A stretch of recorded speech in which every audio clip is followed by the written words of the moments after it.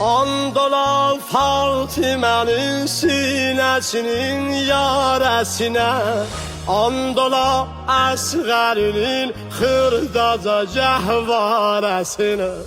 Vermərəm aləmi eşqini ki dünyaya Hüseyin, andola Qəmzədə Zeynəb başının qarəsine.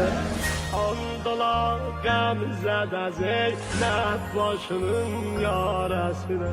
Nə olar bir də məni qəbrdə mehman edəsən, kəsilən əllər ilə nökərə ehsan edəsən.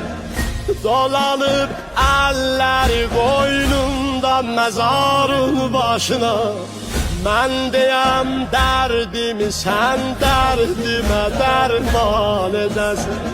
Mən deyəm